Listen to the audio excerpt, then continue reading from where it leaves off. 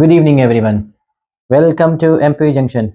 जैसा कि दोस्तों आप लोगों को बताया गया है, एमपी जंक्शन आप लोगों के लिए एक नए सफ़र पे चला है और इस सफ़र में आप लोगों को क्लास 12 के मैथमेटिक्स का सारा कंटेंट मिलने वाला है और वन बाय वन आप लोगों को वीडियोस अपलोड होता जा रहा है। ये वीडियो आपका तीसरा नंबर है। इस वीडियो में हम लोग अगेन मैट्रिक्स के कुछ इंपॉर्टेंट कॉन्सेप्ट्स को जानने वाले हैं और साथ साथ क्वेश्चंस को भी सॉल्व करने वाले हैं। जितने लोग नए हैं मैं उनसे गुजारिश करूंगा कि आप पहले वीडियो देखें। अगर वीडियो अच्छा लगेगा तो फिर आप वीडियो को लाइक करें और चैनल पे अगर नए होंगे और ऐसा वीडियो आपको फिर चाहिए तो चैनल को सब्सक्राइब करना पड़ेगा और बेल आइकन को प्रेस करना पड़ेगा। समय ज़्यादा नहीं लेते हैं, जैसा कि आप लोगों को बताया गया है कि क्लास 12 का जो ये आपको कंटेंट दिया जा रहा है प्योरली एनसीईआरटी बेस्ड कंटेंट है।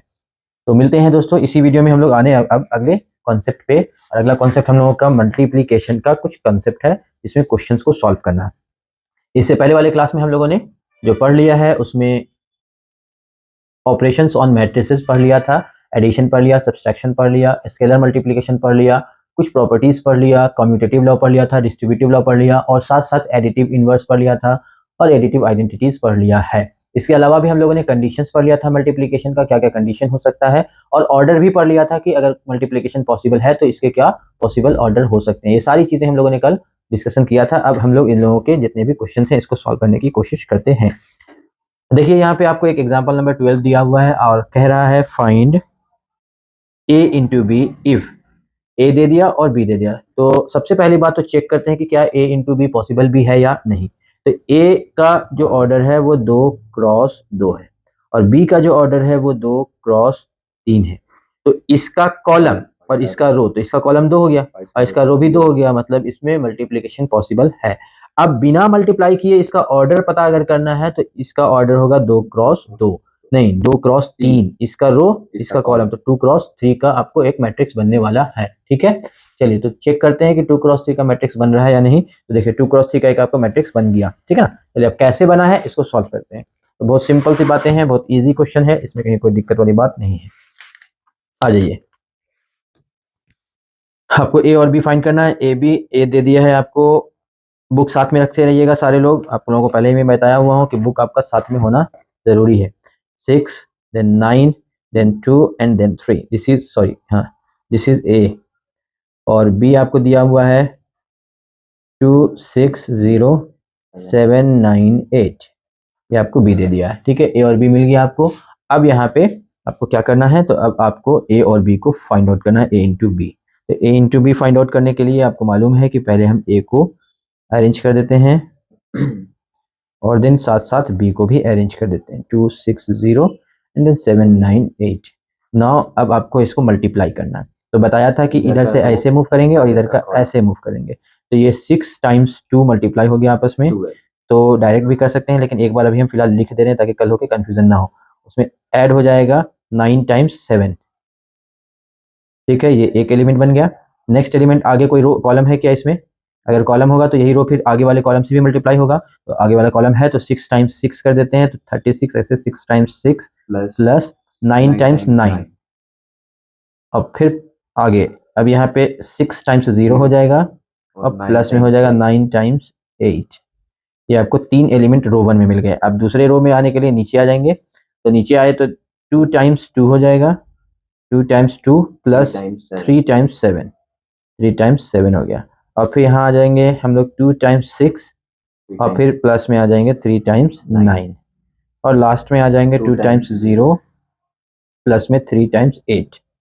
ये हो गया आपको एलिमेंट्स। अब इसके अलावा और कोई एलिमेंट आने वाला इसमें नहीं है। अब आइए कितना कितना होगा। तो देखिए 6 टाइम्स 2 हो जाता है 12 प्लस 9 टाइम्स 7 हो जाएगा 63। ये बना, ये 6 हो गया 36 और प्लस में 81 और ये आ गया 0 और प्लस में 9 अच्छी 72। फिर यहाँ आ जाएगा 4 और प्लस में 21, यहाँ आ जाएगा 12 प्लस में 27 और यहाँ आ जाएगा आपको 24। चलिए, तो 12 और 63 अगर जोड़ते हैं तो ये हो जाएगा 75। इन दोनों को ऐड करते हैं तो 6 और 1 7 और 8 और 3 11, 117। ये हो जाएगा 72। ये हो जाएगा 25। ये 12 ऐड कर देते हैं तो 7 और 2 9 इधर हो गया और 2 और 1 3 और यहाँ हो गया 24। चलिए, ये हो गया हम लोग का A into B. Let's check it. 75, 117, 72, 25, 39, 24 वही तो है, सब कुछ वही है। इसका मतलब ए इंटू बी बन गया। तो उम्मीद करता हूँ ए इंटू बी में समझने में बहुत ज़्यादा आपको परेशानियाँ नहीं हुई होगी, इजी था। ठीक है, चलिए कुछ यहाँ पे रिमार्क दिया हुआ है, इसको चाहे तो हम लोग पढ़ सकते हैं। रिमार्क्स पॉइंट को पढ़ लेना चाहिए, और भी कहीं अगर दिया है तो उसको भी पढ़ लेते हैं। Let's check it. यहाँ पे देखिए एक तो नोट पॉइंट दे दिया है। नोट पॉइंट में क्या बोल रहा है कि if we emphasis that if A and B are not the same order then A plus B is not possible. बता दिया था कल हम लोगों ने, है ना, कि ए और बी का ऑर्डर सेम नहीं होगा तो ए प्लस बी पॉसिबल नहीं होगा। Then A plus B is not defined. We may observe, ये हम लोग बता चुके हैं कल भी, वी ए में observe that addition of the matrix is an example of binary operation on the set of matrices of the same order। ये एक बाइनरी ऑपरेशन और सेम ऑर्डर का होना चाहिए। और कहीं कोई रिमार्क है तो एक बार देख लेते हैं, क्योंकि रिमार्क्स आर इम्पोर्टेंट। कहीं पे कोई रिमार्क अगर दिख जाए तो देख लीजिए इधर। तो in this chapter we shall follow the notation, ये हम लोगों ने बात कर लिया था कि ऐसे हम लोगों को नोटेशन फॉलो करना है ना। चलिए, और कहीं कोई रिमार्क आई होप नहीं है, तो पहला रिमार्क वहीं पे है, उसी रिमार्क को पहले हम लोग देखते हैं। तो रिमार्क आई होप की आगे ही है यहाँ। इफ रिमार्क नंबर देखिए आप लोग, if A B is defined, अगर ए बी डिफाइंड है तो डिफाइंड तो ऑब्वियसली बात है एक स्पेशल कंडीशन पे होगा, और स्पेशल कंडीशन क्या होगा, ए इंटू बी अगर डिफाइंड है तो ये एक स्पेशल कंडीशन पे होगा। और वो स्पेशल कंडीशन क्या था कि पहला का रो हाँ दूसरे के कॉलम से इक्वल होगा, पहला का रो और दूसरे के कॉलम से इक्वल होगा, तो ये आपका काम बन जाएगा। ठीक है, पक्का यस। मारेंगे एक था, ओ सॉरी, पहला का कॉलम दूसरा का रो। हाँ, फिर पहले का कॉलम दूसरे का रो अगर इक्वल है तो क्या होता था, ए इंटू बी डिफाइंड सेम होता ऑर्डर था। के लिए हाँ, होता वो था। ऑर्डर के लिए सेम था। ठीक है ना, चलिए, तो if A B is defined, अगर ए बी को डिफाइंड हो रहा है, then B A need not be defined. इसका रिवर्स जरूरी नहीं है कि पॉसिबल ही हो।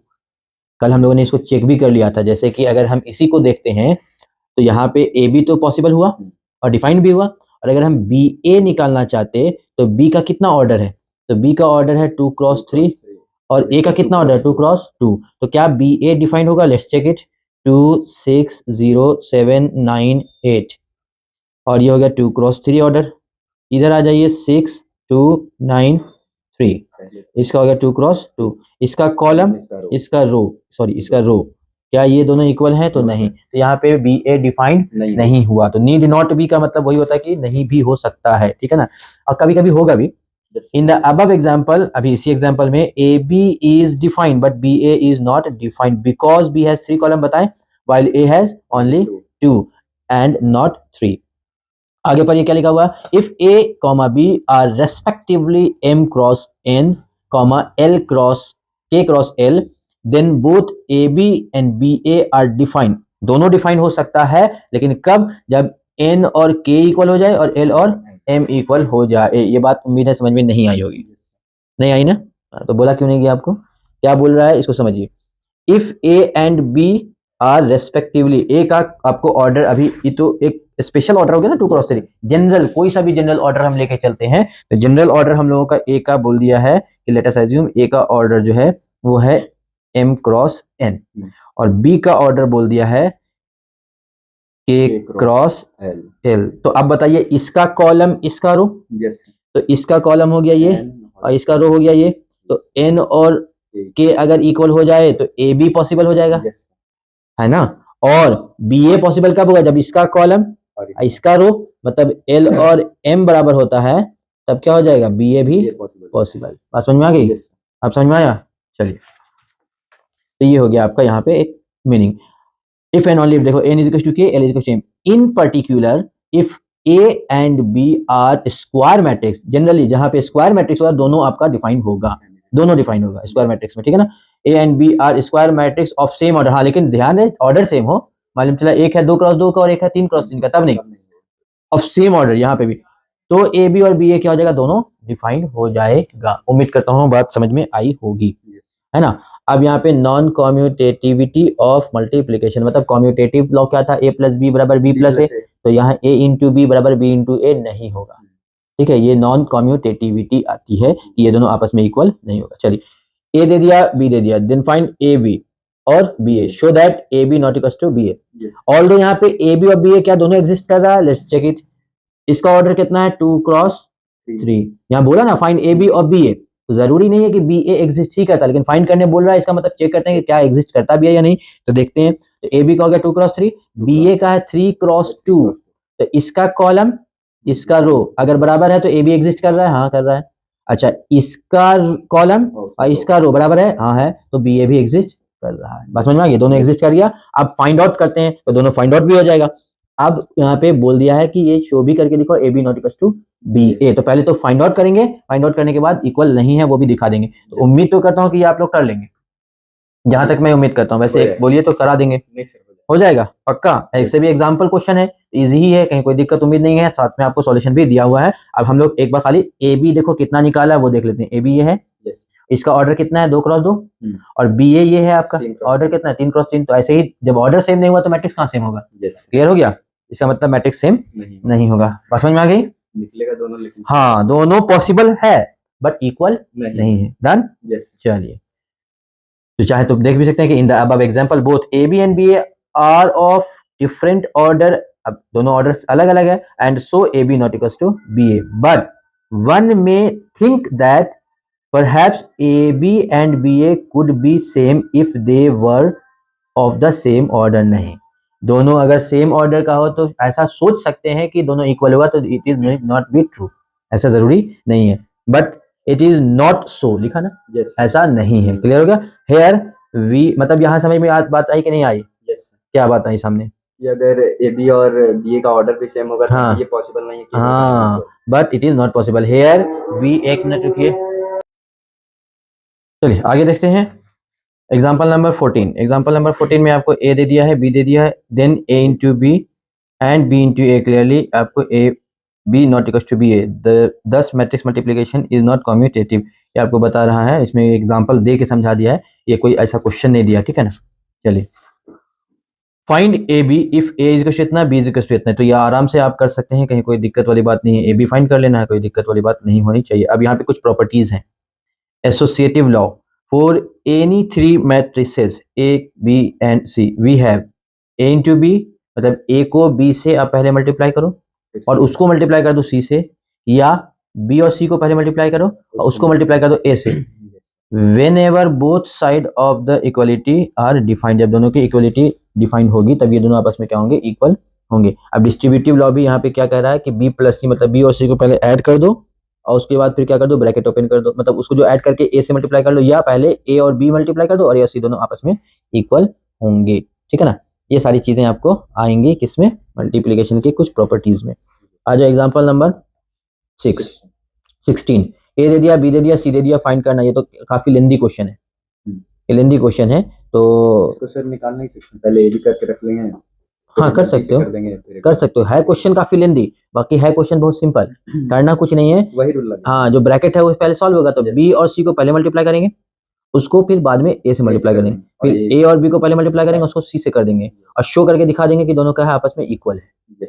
लास्ट में देखो इक्वल है। यहाँ हम एक बार समझा देते हैं क्योंकि ये थोड़ा सा लेंदी क्वेश्चन है, इतना ज्यादा हम टाइम देके कोई फायदा मेरे ख्याल से नहीं है। देखो पहले ए बी मल्टीप्लाई कर दिया, ए है बी है, देखो मल्टीप्लाई कर दिया ना, देखो यहाँ ए यही था ना और बी यही है, तो ए और बी को मल्टीप्लाई कर दिया, ये आ गया इतना ए बी, फिर उसको मल्टीप्लाई कर दिया किससे, सी से। एक चीज का खाली ध्यान रखना है, एक चीज का क्या ध्यान रखना है कि ए बी को सी से जब मल्टीप्लाई करेंगे तो पहले ए बी रखा हुआ है और बाद में सी रखा हुआ है, तो वैसे ही अरेंज करना, पहले ए बी वाला लिखना, हाँ, बाद में सी से मल्टीप्लाई करेंगे। बात समझ में आ रही है, ये चीज का बस खाली ध्यान रखना है। इतनी बात क्लियर हो रही है कि नहीं। आपको क्या करना, पहले यहाँ पे देखिए, पहले आपको लिखा हुआ ना ए बी इंटू सी, अगर ऐसा लिखा होता सी इंटू ए बी, उस केस में क्या करते, पहले ए बी को करते हैं फिर उसको, नहीं पहले सी से रखे, हाँ वो करते तो नहीं, हम जो समझा रहे हैं वो आप नहीं समझे। ए बी को मल्टीप्लाई हम उसमें भी करेंगे और इसमें भी करेंगे। अब जो ए बी को सी से मल्टीप्लाई कर रहे हैं, तो क्या इसमें और इसमें कोई अंतर है, क्या अंतर जी, क्योंकि आपको पता है ए बी और बी ए बराबर नहीं हो सकता है, तो इसीलिए अगर ऐसा होगा तो पहले जो ए बी आपने फाइंड किया वो बाद में रहेगा और सी पहले। लेकिन अभी ए बी जो फाइंड आउट किया, देखो ये फाइंड आउट किया ना ए बी, तो ये जो ए बी है आपका, ये ए बी पहले है अब बाद में सी है, तो ये गुना करके इतना आ गया मल्टीप्लाई करके। फिर आप आ जाओ यहाँ पे बी सी वाला कहानी है, यहाँ देखो बी सी है तो पहले बी सी मल्टीप्लाई कर दिया, बी सी में भी वही कहानी कि पहले बी रखेंगे फिर सी रखेंगे, ठीक है ना। हाँ, तो ये BC आ गया। अब मल्टीप्लाई कर रहे हैं तो A पहले रहेगा, BC वाला बाद में रहेगा, मल्टीप्लाई कर देंगे, आ जाएगा। ठीक है, बात समझ में आ गई।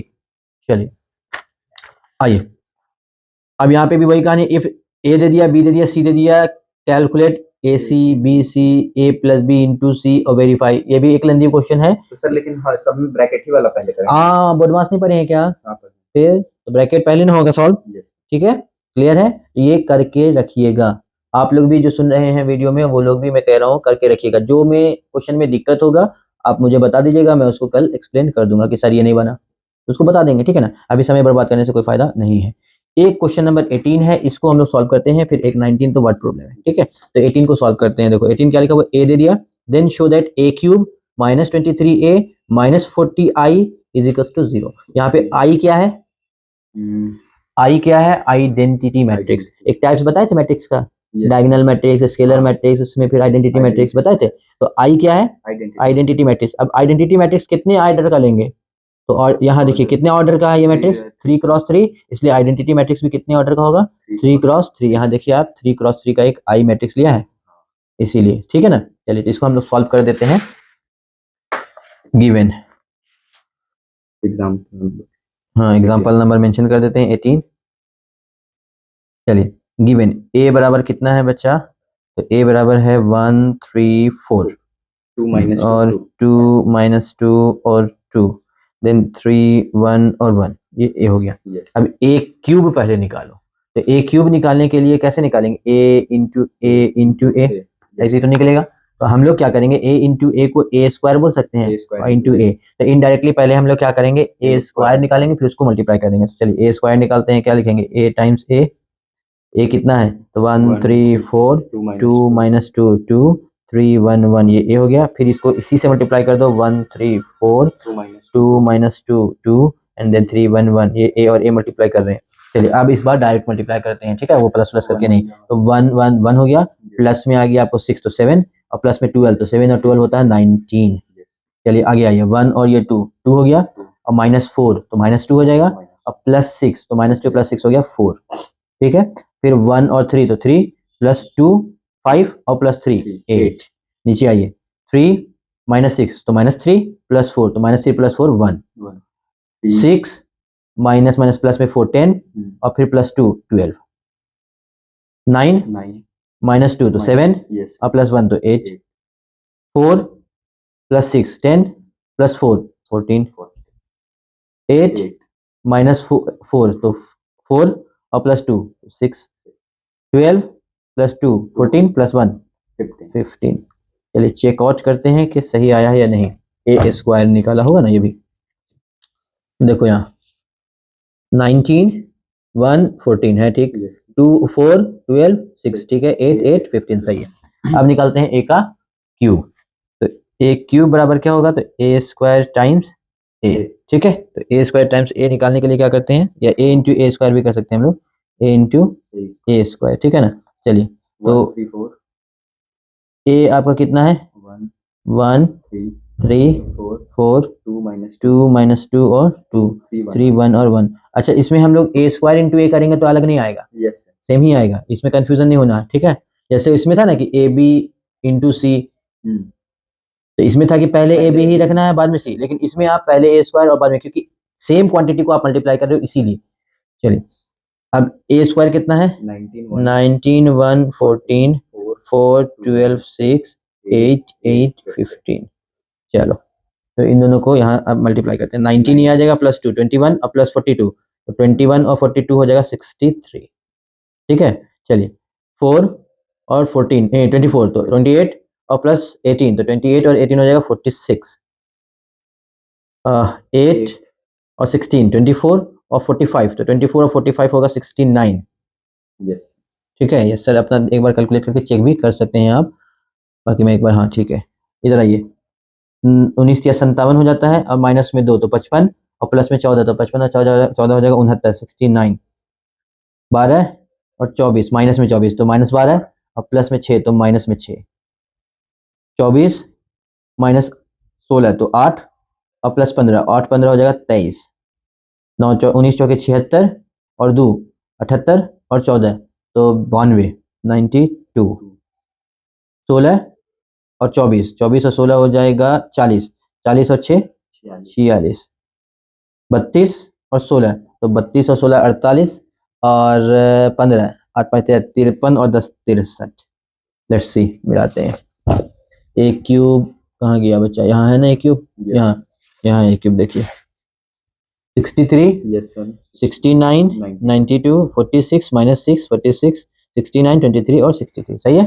चलिए अब आते हैं हम लोग कहाँ पे, तो इक्वेशन पे। क्या है इक्वेशन, ए क्यूब माइनस 23 ए और फिर माइनस में 40 आई, इसको जीरो प्रूफ करना है, इसको LHS मान लेते हैं फिलहाल। अब यहाँ आओ, ए क्यूब कितना है, तो ए क्यूब अभी हम लोगों ने निकाला हुआ है, हम यहाँ बुक से देख ले रहे हैं, पीछे पलटने की जरूरत नहीं है क्योंकि टाइम बर्बाद होगा। 63, 69, 92, 46 माइनस 6 46, 69, 23 एंड देन 63, ये हो गया आपको ए क्यूब। अब माइनस में कर देते हैं 23 और साथ में ए कितना है, ए है आपको 1 3 4 2 माइनस 2 2 3 1 1, ये हो गया। और साथ में आपको माइनस में 40 और आई कितना है 1 0 0 0 1 0 0 0 1। चलिए तो पहला काम होगा कि इनको मल्टीप्लाई करना है आपस में, ठीक है ना।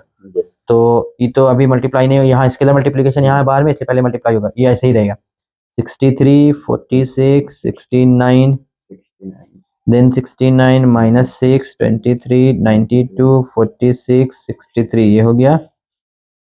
माइनस कर देते हैं, मल्टीप्लाई करेंगे तो ये हो गया 23, ये हो जाएगा 46, ये हो जाएगा आपको 63 69, देन 69 अब प्लस में आ जाएगा आपको, यहाँ माइनस रखा ना तो माइनस ही रहेगा, माइनस में 46 और देन आपको 23, देन 23 चौके 92 92 फिर 46 एंड देन 1 नहीं 23, ये आया। फिर माइनस 40 फिर 0 0 0 40 0 0 0 और 40, तो पहले ये दोनों ऐड कर देते हैं, तो 63 उसके बाद आपको 46 देन 69 देन 69 माइनस 6 23 9 नहीं पहले इसको लिख रहे हैं, तो 92 46 इसको एज इट इज छोड़ दिया, अभी इसको एज इट इज छोड़ दिया, इन दोनों को ऐड कर दे रहे हैं क्योंकि माइनस माइनस प्लस हो जाएगा ना, इन दोनों को ऐड कर दे रहे हैं। अरे तो एक ही स्टेप में भी कर सकते हो, कोई दिक्कत नहीं। चलिए तो देखिए यहाँ 23 और 40 ऐड होगा तो 63 हो जाएगा, फिर 46 बचा ये, फिर ये 63 बचा, देन ये 69 बचा और देन इसको ऐड करेंगे तो ये हो जाएगा माइनस में 6, उसके बाद 23 उसके बाद हो जाएगा आपको 23, देन यहाँ 92 यहाँ 46 और ये दोनों ऐड होकर के 1 मिनट यहाँ 40 है, 63 हो गया। अब देखिए दोनों सेम आ गया, सेम आ गया तो डायरेक्ट आप इसको क्या लिख देंगे 0 0 0 0 0 0 0 0 0, तो यहाँ से RHS आ गया ये, ठीक है। तो उम्मीद करता हूँ ये भी आपको समझ में आ ही गया होगा। एक लास्ट क्वेश्चन आपको आ रहा है वर्ड प्रॉब्लम, तो इसको चाहो तो देख सकते हो। In legislative assembly, legislative assembly समझते हैं क्या, कोई पार्लियामेंट, हाँ लेजिस्लेटिव असेंबली उसी को कहते हैं। इलेक्शन, एक लेजिस्लेटिव असेंबली इलेक्शन में a political group hired a public relation firm to promote its candidate in 3 ways, telephone से प्रमोट करने के लिए, हाउस कॉल से भी एंड लेटर से भी, बहुत सारा प्रमोशन होता है ना आजकल, देख रहे हो कॉल भी आ जाता है। हाँ, द कॉस्ट पर कॉन्टैक्ट, हर कॉन्टैक्ट के ऊपर जो कॉस्ट है is given in the matrix as, ये आपको मैट्रिक्स के फॉर्म में कॉस्ट दिया हुआ है, ठीक है। चलिए क्या यहाँ पे मैट्रिक्स ए हो गया और ये है कॉस्ट पर कॉन्टैक्ट, मतलब 40 कॉन्टैक्ट पर कॉन्टैक्ट का टेलीफोन से 40 रुपया है, हाउस कॉल करेंगे तो 100 रुपया, लेटर देंगे तो 50 रुपया। The number of the contact of each type made in 2 cities X and Y is given by, अब X और Y दो अलग अलग सिटी का टोटल कॉस्ट आपको जो दे रहा है टेलीफोन का, वो दे रहा है 1000 और हाउस कॉल का 500 और लेटर का 5000, टोटल कॉस्ट दे दिया। ये था कॉस्ट पर कॉल और ये है टोटल कॉस्ट, और फिर नीचे टोटल कॉस्ट हो गया आपको इधर 3000, फिर यहाँ 1000 और ये वाई के लिए, ये वाई के लिए है, सिटी वाई में अलग कॉस्ट आया टोटल और सिटी एक्स में। अब इसका मतलब ये होगा कि बदला क्या है, number of call, city Y में ज्यादा कॉल लगा होगा, सिटी एक्स में कम कॉल लगा होगा, ये तो हो सकता है ना। चलिए find the total amount spent by the group in the two cities X and Y, इसका टोटल अमाउंट कितना स्पेंड किया गया है वो आपको बताना है। तो आप यहाँ से सिंपली देख सकते हैं कि कॉल पर कॉस्ट यहाँ देखिए 40,000 आ रहा है।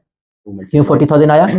क्योंकि देखिए ये आपका इतना कॉल किया गया और एक कॉल का दाम हो गया 40। तो कितना हो जाएगा 40,000 हुआ। कोई दिक्कत? यहाँ लिख दिया 40,000। अब इसमें ऐड कर देते हैं क्योंकि ये तो सिटी सब एक्स का है, तो 500 कॉल हुआ है किससे, हाउस कॉल, और एक कॉल का दाम कितना है 100 की 500, 100 हाउस कॉल है। या अभी सिटी एक्स की बात करें तो सिटी एक्स में हाउस कॉल कितना गया है 500 लोगों तक कॉल गया और एक कॉल का कितना दाम है 100 रुपए, तो टोटल कितना हो जाएगा 50,000। 50,000। ठीक, आइए इधर। अब सिटी एक्स में टोटल लेटर्स कितने गए 5,000 और एक लेटर का दाम 50 रुपए, तो इसका मतलब आई बात समझ में। अब यहाँ ये सिटी वाई के लिए भी वैसे ही कर लेंगे। तो ये टोटल अमाउंट हो गया सिटी एक्स का और सिटी, मतलब समझ लो कि एक छोटा सा लेजिस्लेटिव असेंबली के चुनाव में भी नेता लोग इतना खर्चा कर देवत है। हाँ, अब सोच लो कॉल का ही सिर्फ खर्चा है, ये कॉल का खर्चा है, बाकी तो एडवर्टाइजमेंट और ये सब पैसा जो बांटा जाता है वो सब तो अलग है। ठीक है ना, चलिए बात समझ में आ गया। तो so total amount spend by the group in the two cities are इतना। अच्छा ये पैसे में है, अच्छा ठीक, अच्छा ये पैसे में है, अच्छा तो रुपया में कम आ जाएगा। हम वही सोचे कि एक कॉल का 100 रुपया कहाँ से ले रहा, ये 0.4 रुपीज हुआ, ये 1 रुपया हुआ और ये 50 पैसा हुआ, तब ठीक है, वही लिखा पैसा में है तब कोई यहाँ इन पैसा लिखा हुआ भी है, पर कॉन्टैक्ट इन पैसा, हाँ तब ठीक है, कोई दिक्कत नहीं। ठीक है ना, चलो तो उम्मीद है कि समझ में तो आ ही गया होगा। एक्सरसाइज 3.2 अपने से बनाइए, समझ बता रही है, उसके अंदर ये वाला क्वेश्चन आपको इम्पोर्टेंट, मतलब थोड़ा लेंदी है। ठीक है, हाँ ये क्वेश्चन तुम्हारा एकदम माथा जो है ना किचा देगा, इसको हम बता देंगे, टेंशन लेने की जरूरत नहीं है। बाकी जहाँ नहीं बनेगा हम है ना, हाँ पहले सारा एग्जांपल आपको बनाना है, आप सब लोगों को भी जो देख रहे हैं व्यूअर्स वो भी सारा एग्जांपल बनाइए और एक्सरसाइज का सारा क्वेश्चन बनाइए, जो जो नहीं बना मैं आपको हेल्प कर दूंगा। ठीक है, टेंशन लेने की जरूरत नहीं है, क्लियर है। चलिए तो ये फिर आपका मैट्रिक्स का एक्सरसाइज 3.2 हो जाएगा। एक ट्रांसपोज बचेगा, ट्रांसपोज आपको इजी है। ट्रांसपोज का मतलब ये होता है कि आप किसी मैट्रिक्स के रो को कॉलम में या कॉलम को रो में अगर कन्वर्ट कर देते हैं, ट्रांसपोज कर देते हैं, तो इसे हम लोग ट्रांसपोज कहते हैं। अब ट्रांसपोज के बेसिस पे मैट्रिक्स का कुछ टाइप होता है। एक मैट्रिक्स होता है सिमेट्रिक मैट्रिक्स। तो सिमेट्रिक मैट्रिक्स ये हुआ कि अगर आपने ट्रांसपोज लिया और ट्रांसपोज लेने के बाद वो मैट्रिक्स फिर से ए के बराबर आ गया तो उसको कहेंगे सिमेट्रिक मैट्रिक्स। और एक होता है SQ symmetric matrix. SQ symmetric matrix ऐसा मैट्रिक्स होगा जिसमें ट्रांसपोज लेने के बाद वो निगेटिव साइन के साथ आएगा उसी मैट्रिक्स के बराबर, तो उसको कहेंगे एसक्यू सिमेट्रिक मैट्रिक्स। फिर आपको एक छोटा सा टॉपिक इसमें पढ़ना है कि दो मैट्रिक्स को हम सम ऑफ सिमेट्रिक और एसक्यू सिमेट्रिक में किसी भी एक मैट्रिक्स को कन्वर्ट कर सकते हैं, उसके बारे में जानकारी आपको चाहिए। ठीक है ना, ये सारी चीजें आगे हम लोग पढ़ने वाले हैं। इसके बाद फिर आपका आई होप कि मैट्रिक्स खत्म हो जाना चाहिए। 3.3 वही कॉन्सेप्ट पे है। और फिर एक इनवर्स ऑफ मैट्रिक्स, ये तो आपको नॉर्मल है, ये हटाया हुआ क्योंकि एलिमेंट्री ऑपरेशन से नहीं पढ़ना है, ये वाला एक्सरसाइज है, लेकिन एक था एलिमेंट्री ऑपरेशन वो हटाया हुआ है। ठीक है ना, फिर तो मिसलेनियस आ जाएगा। ठीक है, चलिए तो रहने देते हैं और उसके बाद फिर अगले क्लास में मिलते हैं। ठीक है, 7 बजे एग्जाम आ जाना है आपको।